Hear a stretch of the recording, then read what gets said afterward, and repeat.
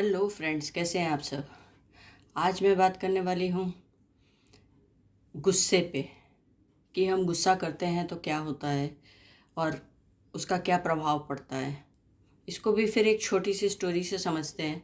एक बार की बात है, एक 15-16 साल के लड़के को बड़ा गुस्सा आता था। वो हर बात पे गुस्सा करता, लोगों को उल्टा सीधा बोलता, सड़क पे भी कोई चल रहा होता उसको भी उल्टा सीधा बोलता। तो एक दिन क्या हुआ, उसके पिता ने कहा कि अगर तुम्हें इतना ही गुस्सा आता है तो तुम एक काम करो। वो एक लकड़ी का फट्टा लेके आए, लकड़ी का मोटा टुकड़ा, और कई कीले लेके आए। बोले जब जब गुस्सा आए तुम इसमें ठोकते रहो, देखता हूँ कितना गुस्सा तुम्हें आता है। उसने पहले ही दिन में 30 कीले ठोकी। फिर ऐसे ही वो रोज करने लगा और 3-4 हफ्तों में वो कीलों की मात्रा कम होने लगी। लास्ट 4 वीक में वो 10-12 किलो तक आ चुका था। फिर और कम भी हुआ। फिर एक दिन ऐसा आया कि उसको गुस्सा तो आया लेकिन उसने कील नहीं ठोकी और उसको कंट्रोल किया।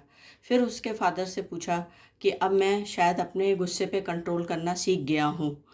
तो बोले ठीक है, अब एक काम करो कि जब जब तुम्हें अच्छा लगे, खुश लगे, तुम इस कील को निकालते चलो।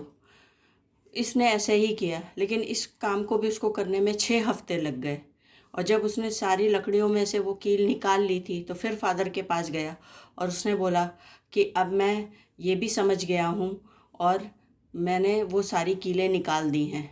तो फादर उसके बेटे के साथ आया और उस लकड़ी को दिखाया कि देखो, जब तुमने गुस्सा आया, किसी को चोट पहुँचाई और फिर उससे माफ़ी भी मांग ली और उन कीलों को निकाल भी दिया, लेकिन वहाँ एक दाग रह गया हमेशा हमेशा के लिए। ऐसे ही इंसानों के साथ होता है कि हम जब किसी के साथ ऐसा कोई जानबूझ के दुर्व्यवहार करते हैं या अनजाने में करते हैं तो दूसरे व्यक्ति के मस्तिष्क में वो बात हमेशा के लिए बैठ जाती है। और फिर हम चाहे जितना भी उसको सॉरी बोलें, निकाल लें कीलें, जो भी निकालने की बात है, लेकिन कहीं ना कहीं एक इम्प्रेशन छूट जाता है। तो इसलिए कोशिश यही है कि पहले ही अपने इमोशंस को कंट्रोल करें और सोच समझ कर बोलें, और आगे के लिए इस बात को हमेशा ध्यान रखें। आज के लिए इतना ही, कल फिर मिलते हैं, तब तक के लिए धन्यवाद।